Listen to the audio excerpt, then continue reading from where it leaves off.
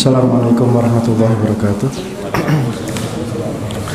Innal hamdalillah nahmaduhu wa nasta'inuhu wa nastaghfiruh wa natubu ilaihi wa na'udzu billahi min syururi anfusina wa min sayyiati a'malina may yahdihillahu fala mudilla lahu wa may yudlilhu fala hadiya lahu. Asyhadu an la ilaha illallah wahdahu la syarika lahu wa asyhadu anna nabiyyana Muhammadan abduhu wa rasuluh la nabiyya ba'dah. Allahumma shalli wa sallim ala nabiyyina Muhammad wa ala alihi wa sahbihi wa man ittaba'ahum bi ihsan ila yaumiddin wa sallama tasliman mazidan. Nasallallahu azza wa jalla an yuwaffiqana lima yuhibbu wa yarda wa an yu'inana ala ta'atihi wa ijtinabi nawahihi wa an yujannibana al-fitan ma dhahara minha wa ma batan wa an yaj'alana Allahu mimman yastami'una al-qawla wa yattabi'una ahsanahu wa an yu'allimana ma yanfa'una wa yazidana ilma. Allahumma ya mu'allima Ibrahim 'allimna, Allahumma ya mufahhima Sulaiman fahimna, Allahumma faqihna fid din wa 'allimna ta'wil, Allahumma inna nas'aluka ilman nafi'a wa rizqan thayyiban wa 'amalan mutaqabbala. Baik, kita lanjutkan pembahasan kitab tauhid karya Syekh Muhammad bin Abdul Wahhab At-Tamimi rahimahullahu taala. Bab yang kedua, babu fadlit tauhid wa ma yukaffiru minadz dzunub. Bab pembahasan tentang fadilah keutamaan tauhid, kelebihan perkara tauhid, wa ma yukaffir dan apa-apa yang yukaffir menutupi minadz dzunub dari dosa, menghapuskan dosa-dosa. Jadi fadilahnya tauhid itu diantaranya adalah menghapuskan dosa-dosa manusia. Dan apa buktinya bahwasanya tauhid itu menghapuskan dosa-dosa, menyelamatkan manusia? Dalil yang pertama firman Allah taala, alladzina amanu wa lam yalbisu imanahum bidzulmin ulaika lahumul amnu wa hum muhtadun. Ini sudah kita bahas kemarin ya. Orang-orang yang beriman dan tidak mencampur adukkan iman mereka dengan kedzaliman, dengan kesyirikan, tidak mencampurkan tauhidnya dengan kesyirikan, maka mereka orang yang dapat keamanan dan mereka dapat petunjuk.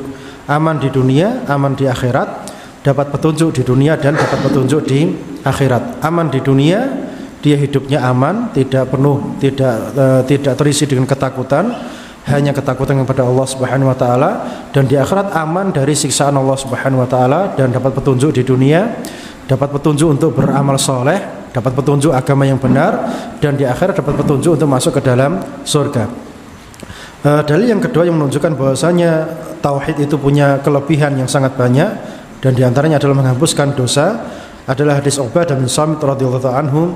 Rasulullah SAW bersabda, man syahida, siapa yang bersaksi bahwasanya Allah ilaha illallah, tidak ada sesembahan kecuali Allah wahdahu la syarikalah, wa anna Muhammadan abduhu wa rasuluhu, wa anna Isa abdullahi wa rasuluh, wa kalimatuhu alqaha ila Maryam wa ruhum minhu, wal jannatu haqqun wan naru haqqun adkhalahu Allahul jannah ala ma kana min amal. Maka orang yang bersaksi empat perkara ini, syahadat la ilaha illallah dan syahadat Muhammad Rasulullah dan syahadat Isa Abdullah dan Rasuluh, kemudian bersaksi bahwasanya surga itu benar, neraka itu benar, maka orang tersebut akan dimasukkan ke dalam surga oleh Allah Subhanahu wa taala sesuai dengan amalannya.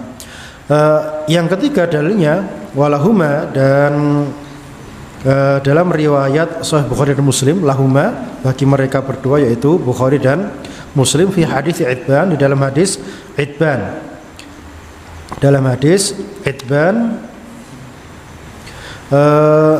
Fa inna Allah, maka sesungguhnya Allah Ta'ala harrama, mengharamkan ala nar, atas neraka, man qala, siapa yang mengucapkan la ilaha illallah, ya betaghi, dia mengucapkan la ilaha illallah, ya betaghi, mencari bidzalika, dengan ucapan tadi, wajah Allah, keridhaan wajah Allah Subhanahu wa ta'ala ya. Di dalam hadis ini ya, syaratnya la ilaha illallah itu apa?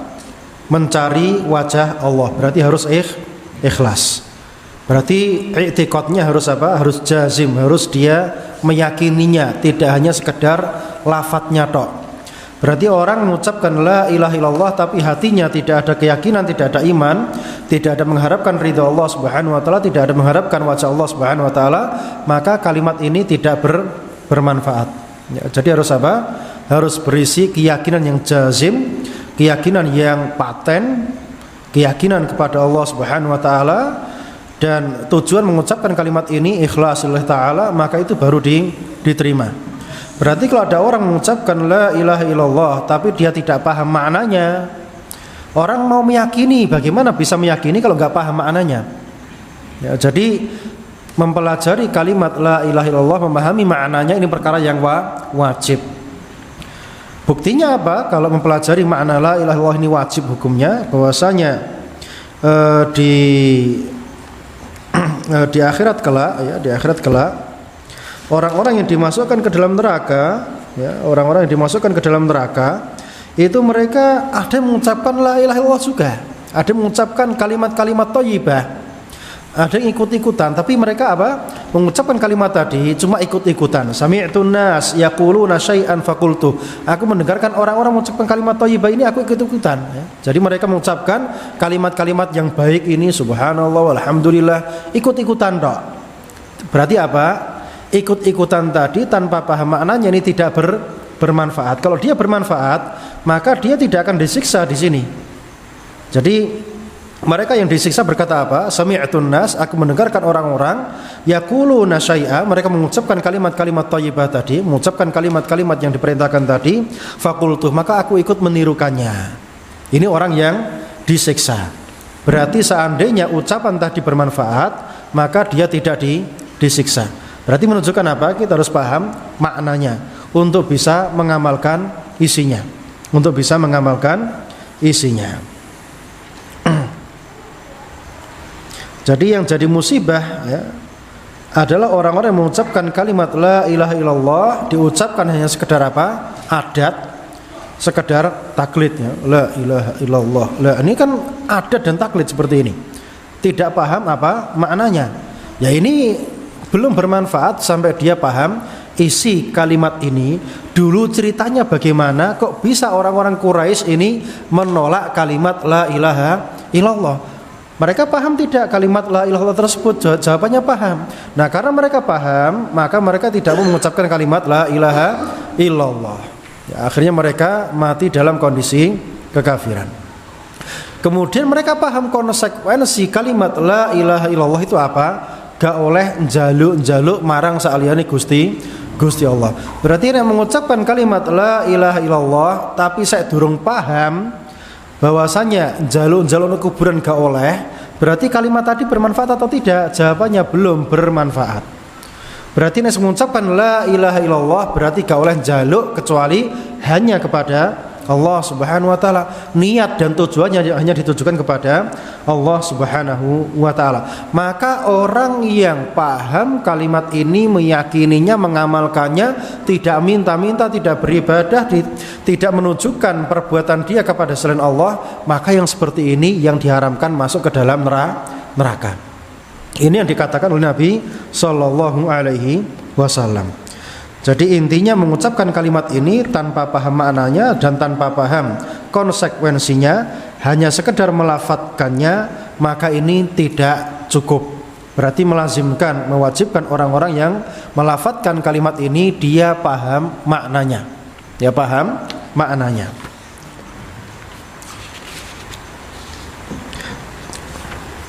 Baik. Kemudian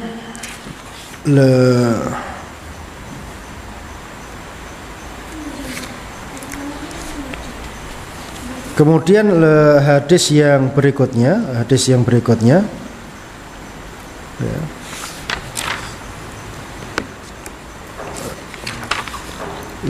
Fa inna Allah, sebentar, ada tambahan lagi.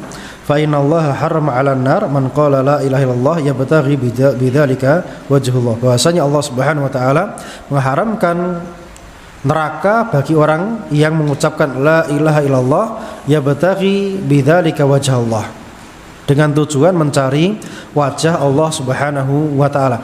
Berarti tauhid itu menyelamatkan atau tidak? Jawabannya menyelamatkan. Mengharamkan orang itu masuk ke dalam neraka. Nah, pengharaman pelaku tauhid dari neraka itu ada dua bentuk, ya. Jadi haramnya pelaku tauhid dari neraka itu ada dua bentuk. Yang pertama, haram masuk ke dalam neraka. Yang kedua, haram selama-lamanya di dalam neraka. Ini fadilah tauhid ya, fadilah mengamalkan tauhid. Jadi pelaku tauhid yang mengamalkan tauhid maka haram bagi dia neraka. Ini dalam dua bentuk. Yang pertama haram masuk ke dalam neraka. Yang kedua haram abadi di dalam neraka. Itu antum catat. Ya, jadi haramnya ada dua bentuk. Haram masuk ke dalam neraka. Yang kedua haram abadi di dalam neraka.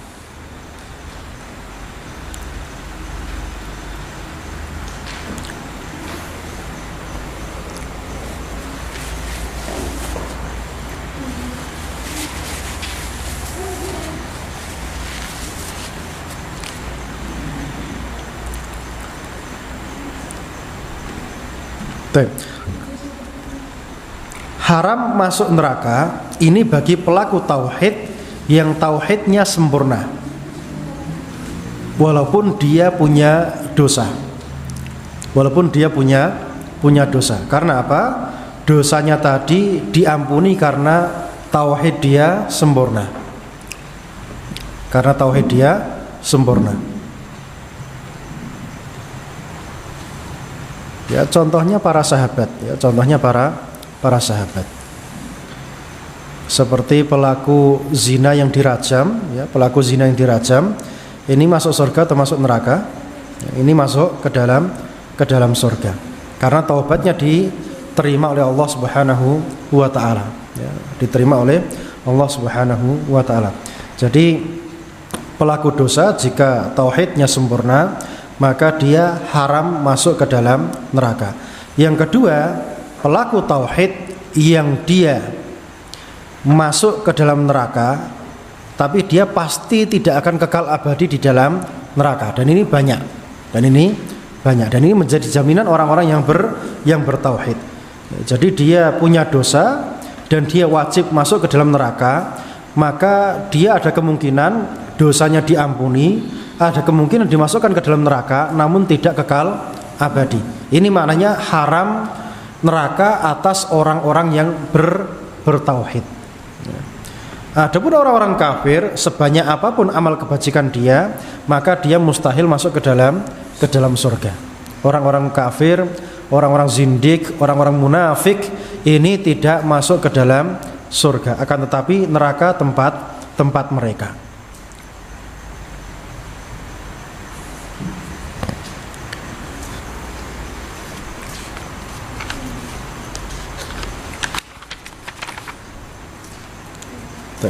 Berarti intinya dalil yang ketiga tadi adalah keselamatan mutlak bagi para pelaku tauhid. Entah nanti dia secara awal tidak masuk ke dalam neraka atau nanti masuk ke dalam neraka kemudian dia dikeluarkan dari neraka untuk dimasukkan ke dalam surga.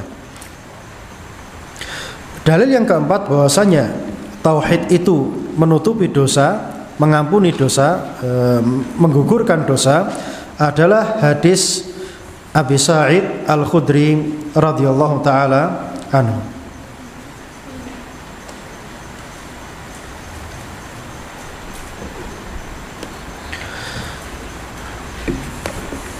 Dari Rasulullah sallallahu alaihi wasallam, An Abi Sa'id Al-Khudri radhiyallahu ta'ala anhu an Rasulillah sallallahu alaihi wasallam qala, dari Rasulullah sallallahu alaihi wasallam beliau bersabda, qala Musa alaihi salam, Nabi Musa alaihi salam berkata, ya Rabbi, wahai Rabbku, alimni syai'a, ajarkan kepadaku sesuatu. Alimni syai'a, ajarkan kepadaku sesuatu. Azkuruka, aku menyebut engkau, wa ad'uka bih, dan aku berdoa kepada engkau dengan sesuatu itu tadi.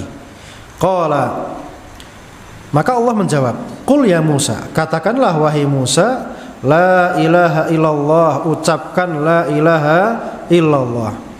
Qala, Nabi Musa menjawab, kullu ibadika yaquluna hadza, semua hambamu mengucapkan kalimat ini. Qala, maka Allah menjawab, ya Musa, wahai Musa, lau anna samawati sab'a, seandainya semua langit yang 7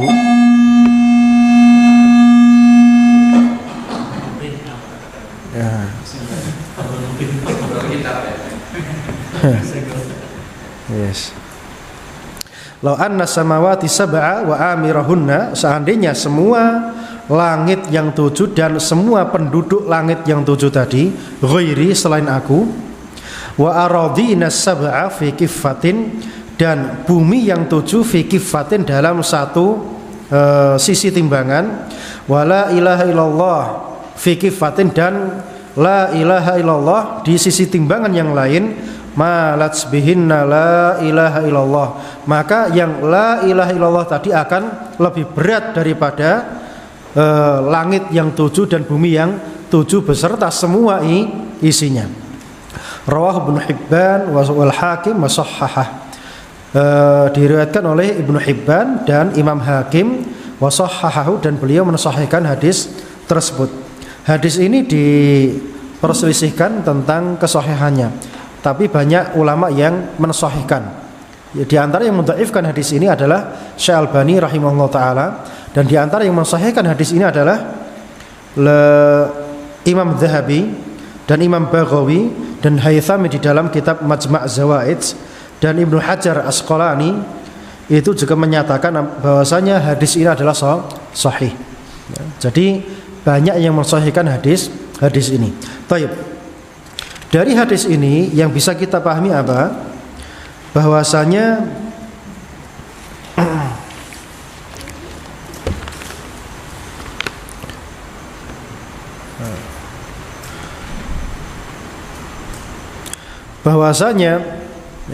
kalimat tauhid tadi itu lebih berat dari semua yang ada di baik bumi maupun langit, ya, baik bumi maupun langit. Itu fadilah kalimat tauhid. Yang jadi pertanyaan sekarang, ya tadi kan gimana? Nabi Musa diminta diajari kalimat dan Allah mengajarkan kalimat la ilaha illallah. Ya, ternyata kalimat ini fadilahnya lebih berat dari semua yang ada selain Allah Subhanahu wa taala. Karena yang ada ini kan dua, khaliq sama makhluk. Jadi zat yang ada itu dua, khaliq dan makhluk. Nah, la ilaha illallah ini lebih berat daripada semua makhluk Allah Subhanahu wa ta'ala. Sampai sini paham? Ya. Jadi Allah itu punya makhluk yang begitu banyak, ini masih kalah berat dengan kalimat la ilaha illallah. Masih kalah berat dengan kalimat la ilaha illallah. Kok bisa Ustadz kalimat la ilaha illallah lebih berat daripada semua yang ada di kaun ini, ya. Lebih berat daripada semua makhluk Allah Subhanahu wa ta'ala. Gambarannya begini, ya, ada dua anak, ya, ada dua anak jenengan, ya, ada dua anak, misalnya jenengan punya dua anak, yang satu ini sayang kepada Anda, yang satunya enggak sayang. Yang satu sayang, yang satu tidak sayang. Yang sayang ini dia mungkin kurang begitu cerdas, amalannya sedikit, ya, bantuannya enggak banyak.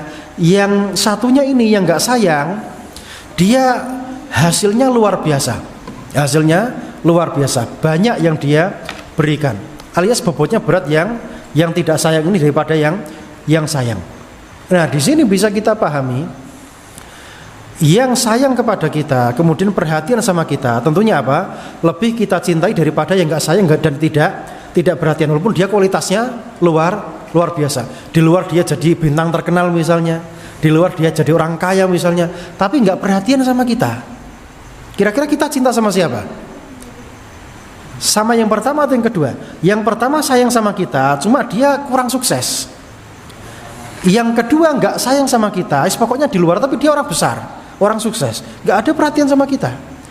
Kira-kira di dalam hati kita mana yang lebih kita unggulkan? Tentunya yang perhatian sama kita, walaupun dia kurang sukses, kurang punya apa-apa. Yang satunya punya apa-apa segalanya, tapi dia tidak ada perhatian sama kita. Ya, ini gambarannya.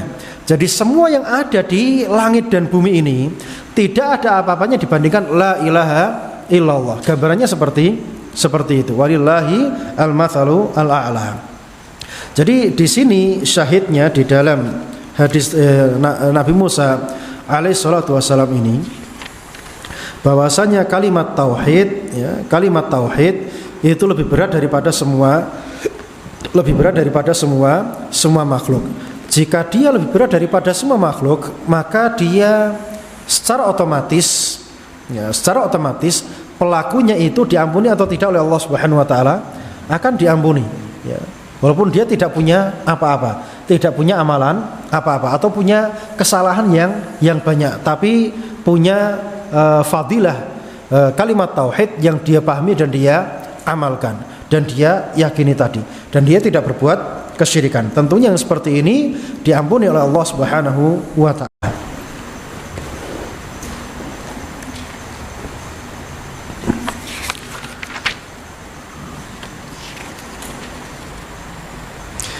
Kemudian faedah yang bisa kita ambil dari hadis Nabi Musa tadi juga, ya,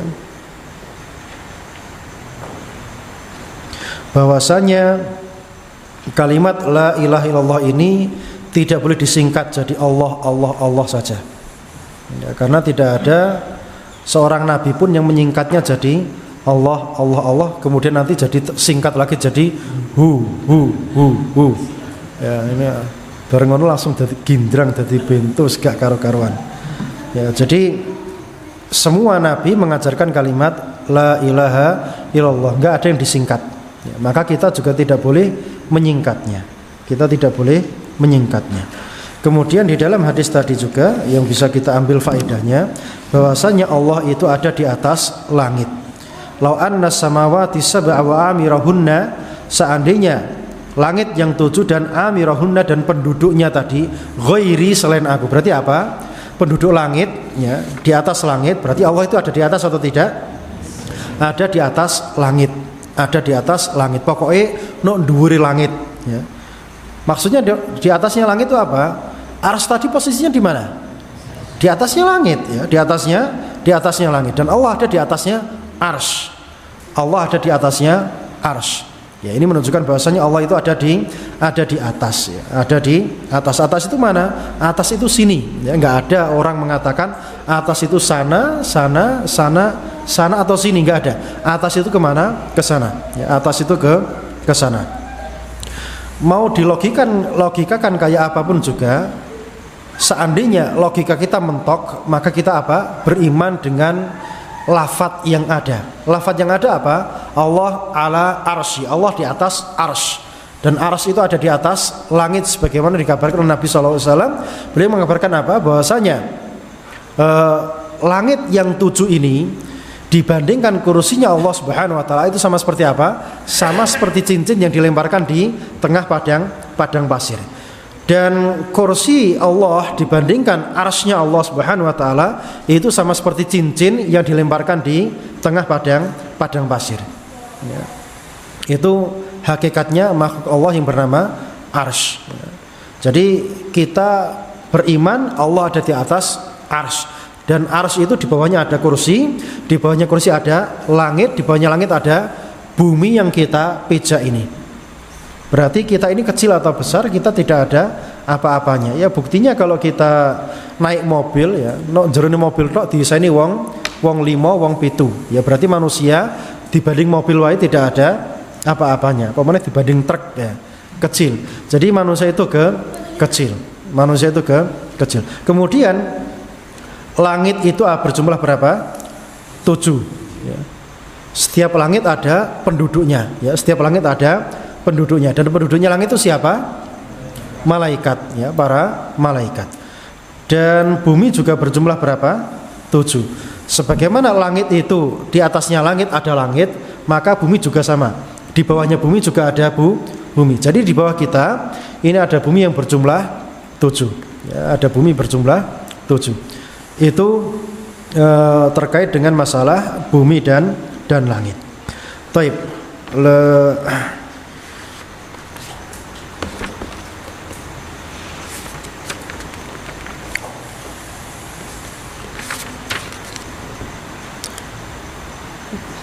Kemudian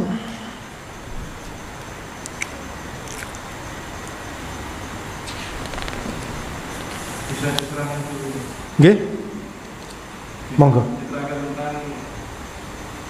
yang terakhir tadi bumi yang berlapis 7 itu maknanya bagaimana? Ya kayak langit tadi 7 tingkatan itu. Langit berapa tingkatan? Tahu kita bumi yang bulat gitu ya. Iya, ya bumi yang kita pijak ini ada 7, ke bawah 7. Jadi bumi yang kita pijak ini ke bawah jumlahnya 7, ada 7 bumi. Ya hakikatnya gimana kita nggak tahu.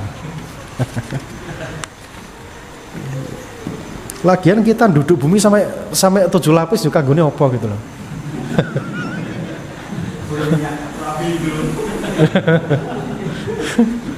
Ya intinya jadi intinya bumi kita ini ada 7. Rasulullah SAW bersabda di dalam hadis riwayat Imam Bukhari dan Imam Ahmad dari hadis Ibnu Umar radhiyallahu anhuma, "Man akhadha min al-ardi syai'an bighairi haqqi", sapa sing ngrampas tanah walaupun cuma sedikit saja tanpa hak, ya tanpa hak, njupuk tanahe misale tapal batasnya dipindah sadik akhirnya dadi akeh misale. Ada enggak kasus kayak gitu? Nah, tadi yang jarak yang diambil tadi dengan cara yang tidak benar tadi, khosafallahu bihi yaumal qiyamati ila sab'i aradin, maka dia akan diblesno nggone bumi pada hari kiamat 7 bumi. Jadi diblesno mengisor atau diblesno mendhuwur? Diblesno mengisor. Khosaf itu apa? Diblesno mengisor. Sebanyak ila sampai ke bumi lapisan yang ke-7. Jadi diblesno mengisor sampai nomor 7. Itu hukuman bagi orang yang mengambil tanahnya orang lain tanpa hak. Ya. Tapal batasin kene dipindah sadik dan seterusnya. Baik ini urusan pribadi atau urusan desa misalnya, tingkat desa, tingkat kecamatan, misalnya kecamatannya diambakno, njupuk kecamatan wong liya misalnya. Atau tingkat kabupaten misalnya, atau tingkat negara sekalipun, negara nyolong apa? Tanahe tonggone, ya ini juga tidak diperbolehkan ya. Jadi intinya ini tidak diperbolehkan ngambil tanah orang lain tanpa hak. Terus kalau pasukan kaum muslimin berperang kemudian merampas tanahnya orang kafir, itu boleh atau tidak? Ini kan perang menegakkan kalimat Allah Subhanahu wa taala, sudah diajak damai saat durunge perang. Aslim taslam, awakmu bo Islam aman. Tanahmu gak dirampas, harta bendamu juga gak dirampas, bojomu, anak-anak cah cilik gak dadi budak. Tapi kono sing ngeyel gak gelem nyerah. Akhirnya apa? Kaum muslimin angkat kemudian diperangi. Nah, kalau kalah resiko gitu loh. Kalau kalah resiko karena sudah ditawarkan secara damai. Dan tujuan kita itu hanya apa? Kalimat Allah tegak gitu tok. Kita tidak pengen nyawa-nyawa itu gak pengen. Ya, jadi orang berperang di jalan Allah Subhanahu wa taala itu bukan nyawanya yang dicari. Tapi apa? Intinya Islam menang dan masuk, kemudian syiar Allah itu tegak. Tujuannya itu tok. Berbeda dengan gerakan teroris dan gerakan khawarij, mereka yang dicari apa? Nyawane musuh sing digolek. Bukan menangnya Islam. Bukan tegaknya syariat Allah, bukan tegaknya agama Allah Subhanahu wa taala. Adapun yang dikerjakan Rasul itu adalah tegaknya agama Allah Subhanahu wa taala. Makanya antum dalam peperangannya Nabi Muhammad pernah enggak melihat Nabi Muhammad bunuh pasukan lawan gitu? Pernah antum melihat Nabi bunuh pasukan lawan gitu? Pernah dengar sejarahnya? Nabi kan perang berapa kali? Kalau tidak salah kan 27 atau 29 kali kan perangnya kan. Tapi pernah gak dalam perang tadi Nabi membunuh, nyabeti orang, musuh-musuh tadi sampai bergelimpangan gitu? Pernah terjadi seperti itu? Tidak pernah ya. Nah kan Nabi ketika perang kan maju di depan kan? Maju di depan atau tidak? Nabi Muhammad ketika perang maju di depan, pemberani ya. Sing liyane do wedi, Nabi Muhammad tetap tegar di situ, gak lari. Dan dalam perang Badar yang mati dari orang kafir tadi apa? Diidoni Kanjeng Nabi melayu mati di tengah jalan. Karena diidoni Kanjeng Nabi iki otomatis mati. Ya otomatis apa? Mati. Jadi wong kafir diidoni Kanjeng Nabi ku wis wedine ra kaprah. Ya Jadi mereka itu secara tidak sadar ngerti Kanjeng Nabi ini di atas hak, ya, tidak di atas hak. Jadi intinya ma'rifatul hak itu tidak cukup, ya, harus membela kebenaran itu sendiri. Ya, jadi Nabi sendiri dalam peperangan itu tidak ada riwayatnya Nabi itu membunuh banyak orang, itu nggak ada. Bahkan Nabi menahan tangannya untuk bunuh orang. Karena apa? Seburuk-buruk manusia sing dipateni Nabi. Makanya Nabi nggak pengen. Dan Nabi itu sifatnya apa? Rahim, Raufur Rahim. Nabi punya sifat sing sangat sayang kepada makhluk Allah Subhanahu wa taala. Sampai dalam perang pun gak pengen mateni wong. Soalnya sampai dipateni Kanjeng Nabi berarti apa? Iki statusnya menungso sing paling elek nggone muka bumi. Dan ketika perang-perang itu terjadi, jarang terjadi pembunuhan massal, itu jarang. Ya, kecuali dalam perang Khandaq, itu orang-orang Yahudi kan berkhianat, berperang, dikepung, tangkepi 600, dikumpul penggal sitok-sitok. Gara-gara apa? Pengkhianatan. Tapi dalam perang tempur secara langsung ini sangat jarang terjadi pembunuhan massal. Karena yang dicari apa? Sing digoleki orang menangi tok. Nek menang wis.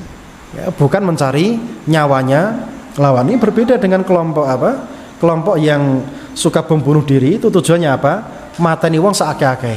Ya, mateni wong saakeh-akeh. Ini kurang faqih di dalam beramal. Taib. Ada pertanyaan lagi? Nggih.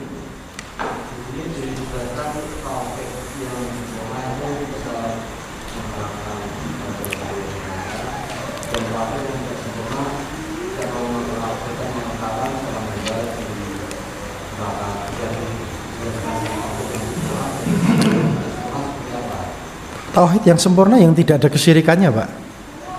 Tauhid yang berkurang tadi kan yang mengandung kesyirikan. Dan syirik tadi ada syirik besar dan syirik kecil. Kalau syirik besar tidak bertaubat maka tidak diampuni. Syirik kecil ya tidak bertaubat maka nanti dihisab.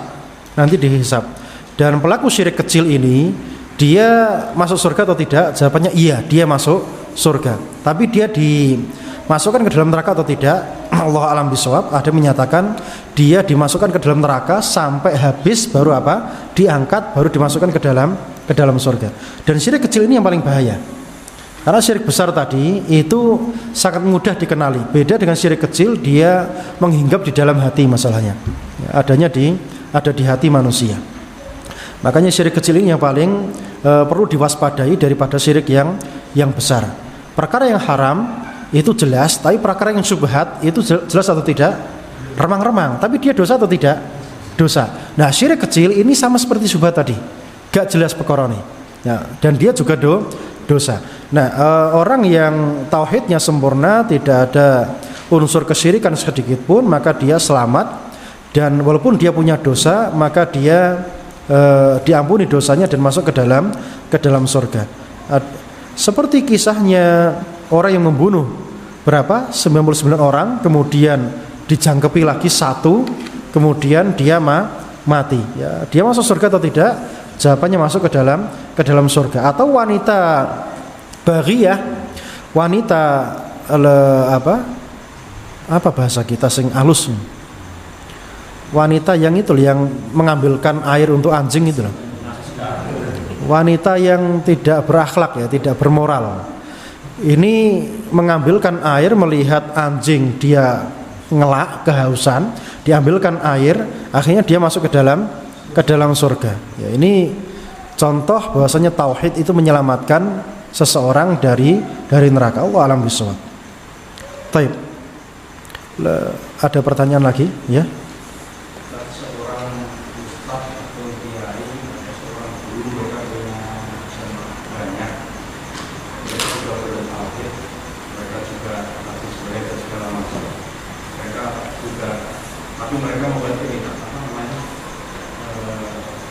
Raja-raja yang sebagai jimat itu Pak. Nggih. Jimat. Seperti itu.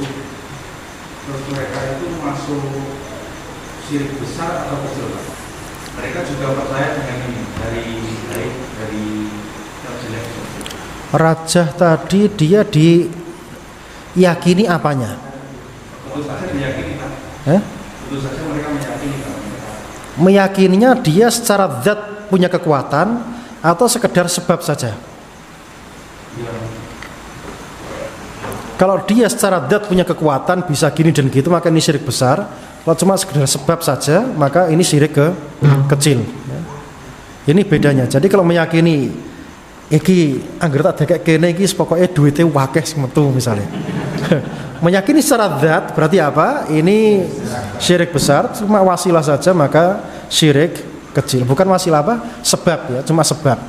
Kenapa dikatakan syirik kecil? Karena dia meyakini sesuatu yang bukan sebab sebagai sebab. Kan dia bukan sebab. Masuk gelang nek didekek kene iso nyembuhno penyakit? Kan tidak. Kok diyakini bisa menyembuhkan penyakit? Diyakini secara zat dia bisa menyembuhkan penyakit, maka ini syirik besar. Cuma sekedar sebab saja, sebab tok, padahal dia bukan sebab, maka ini masuk dalam kategori syirik kecil. Allah alam bisawab. Nah, yang terakhir, dalil yang terakhir bahwasanya tauhid itu menggugurkan dosa manusia. Wali Tirmidzi dalam riwayat Imam Tirmidzi wahassanahu, dan dihasankan oleh beliau. Hasan ini adalah hadis yang di bawahnya derajat hadis sahih. An Anasin, dari hadis Anas radhiyallahu taala anhu, sami'tu Rasulullah sallallahu alaihi wasallam yaqul, aku mendengarkan Rasulullah sallallahu alaihi wasallam bersabda, qala Allah taala berfirman, ya bani Adam, wahai anak Adam, innaka law ataitani biqurabil ardi khataya, seandainya kamu mendatangi aku biqurabil ardi, dengan bumi yang penuh khotoya, ya, penuh dengan kesalahan, ya, dengan dosa. Tsumma laqitani, kemudian kamu menjumpai aku, la tusyrik bi syai'a, kamu dalam kondisi tidak mensyirikan aku dengan sesuatu apapun, la ataituka, niscaya aku akan mendatangi kamu biqurabiha, semisal dosa yang memenuhi bumi tadi, maghfiratan, ampunan, yaitu ampunan. Taib. Hadis Anas bin Malik radhiyallahu taala anhu ini menunjukkan bahwasanya tauhid itu wajib berisi apa? Meninggalkan kesyirikan. Jadi kalau pengen tauhid ini sempurna, maka wajib meninggalkan kesyirikan. Nah, hadisnya Ubadah bin Samit itu hadis apa? Ucapan. Hadis ucapan. Hadisnya Itban itu hadis apa? Hadis keyakinan. Hadis Anas bin Malik ini hadis apa? Hadis amal perbuatan. Yaitu apa? Meninggalkan perbuatan kesyirikan. Berarti tauhid ini wajib terpenuhi apa? 3 perkara.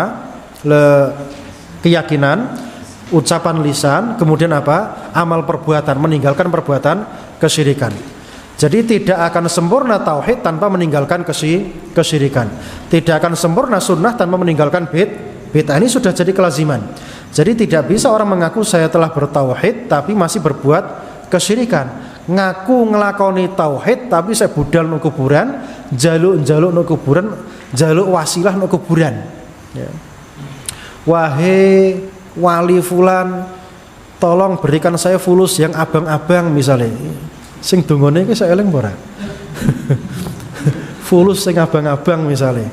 Dengan wasilah wali fulan, ya Allah berikanlah saya fulus yang abang-abang.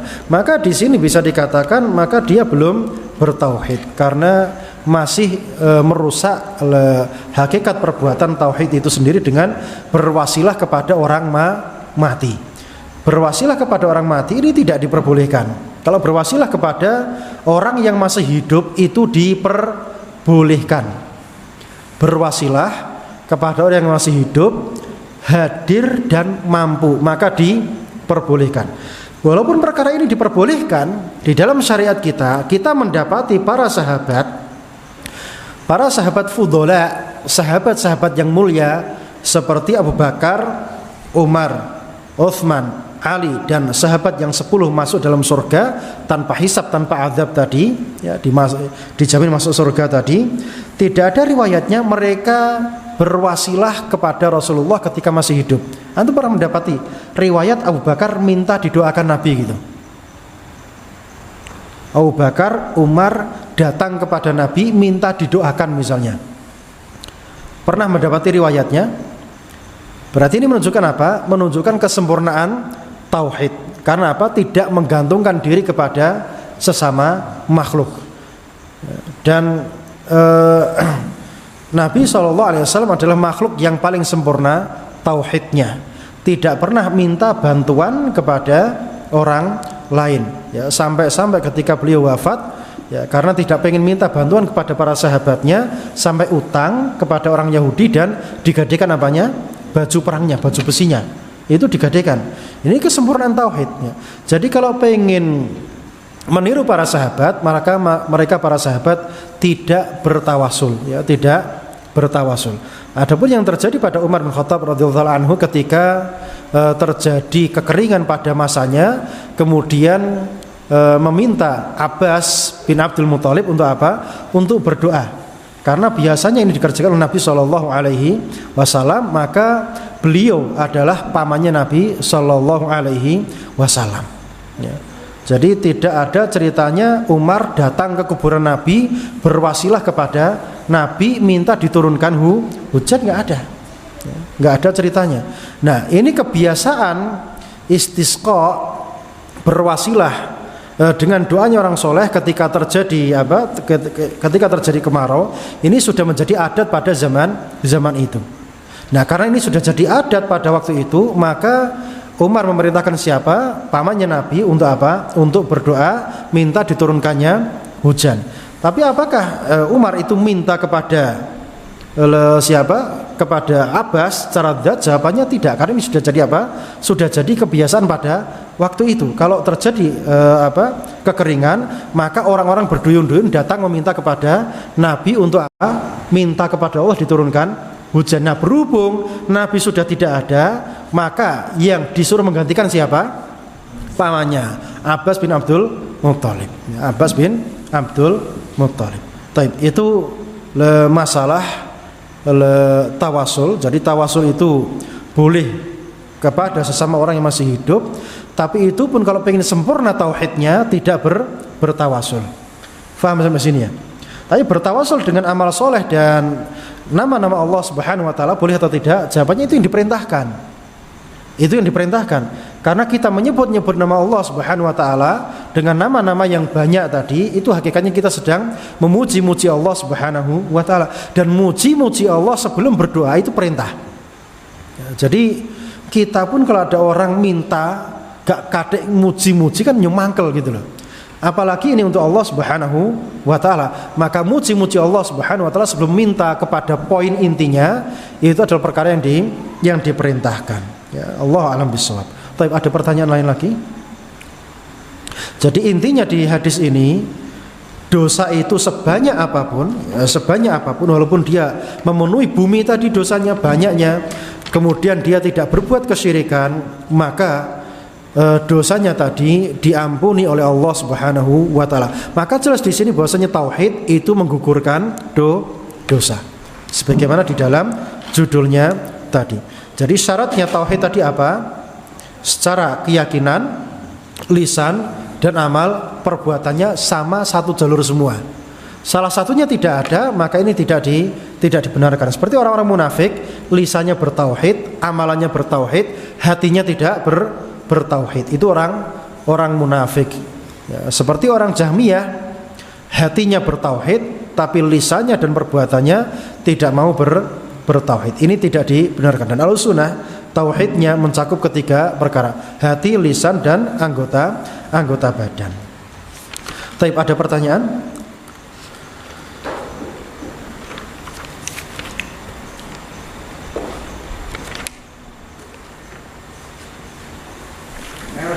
Nggih. Orang yang bertawasul itu karena menganggap Nabi itu tidak mati. Nabi hidup tidak ada ayatnya. Terus ketika hidup, Nabi pernah diminta wasilah untuk istighfar dan sebagainya. Maka oleh karena dia dianggap tidak mati, makanya terus dia itu bertawasul minta kepada Allah supaya disampaikan hajatnya itu kepada Allah oleh Nabi atau orang-orang soleh yang lain. sekian. Yang kedua gini, kita ini kalau dosa besar itu banyak yang sudah menjadi, tapi yang dosa kecil punya itu kadang kita tidak merasa, tapi entah nilai awal itu yang menilai itu dosa sirik kecil dan lain sebagainya, tapi kita setiap hari sudah minta ampun, sudah astagfirullah, sudah sholat, sudah apa, masa kita masih dihukum lagi? Ya, minta ampun, astagfirullah kan zaman kan jenengan kan ngeten. Assalamualaikum warahmatullahi, assalamualaikum warahmatullahi, astagfirullah, astagfirullah, astagfirullah. Iki refleks lisan atau nggone ati nyo nyambung no ati? Ya refleks ya.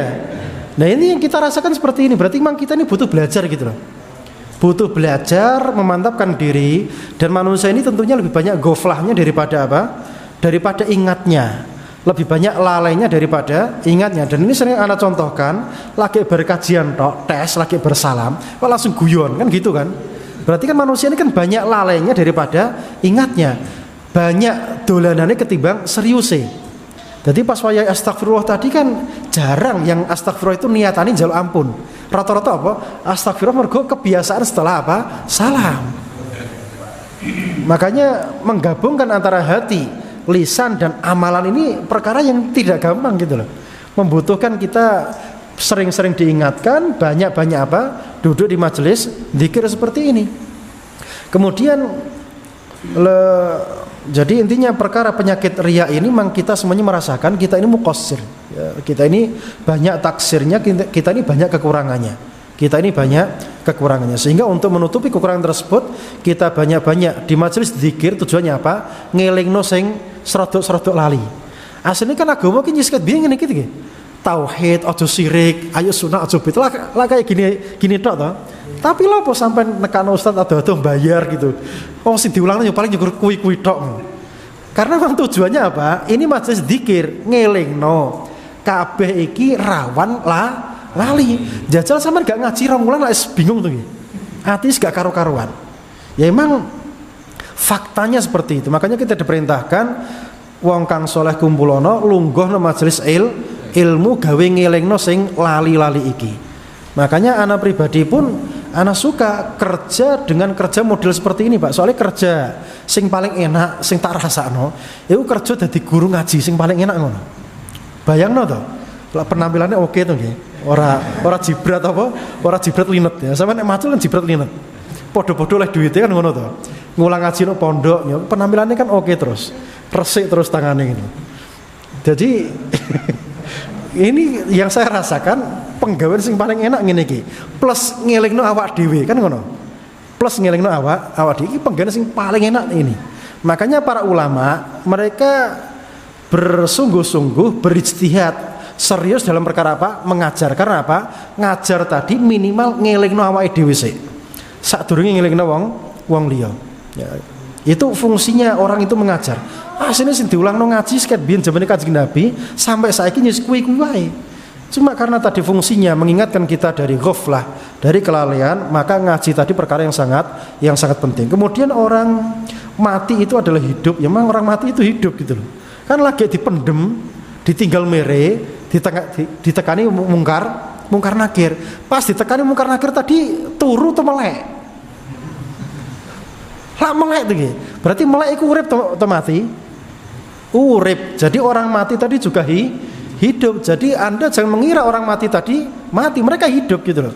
Cuma masalahnya hidup mereka sudah tidak sama dengan hidup kita di dunia. Nah, kita boleh bertawasul dengan sesama orang yang masih hidup di dunia, bukan hidup di kehidupan lain. Manusia tadi sebelum lahir itu zatnya ada atau tidak? Rohnya itu tadi ada atau tidak? Apa kita minta kepada yang belum lahir tadi? Dia kan juga hidup kan? Di janin misalnya, hidup atau tidak? Sebelum dia masuk janin, dia sudah ada kehidupannya atau tidak? Sudah ada. Ketika Nabi Adam di punggungnya tadi, di anak keturunannya itu dimintai saksi, alastu birabbikum qalu bala wa rabbina qalu bala syahidna. Berarti manusia sebelum lahir itu sudah ada atau belum? Sudah ada, tapi nggak ada satupun yang minta kepada mereka.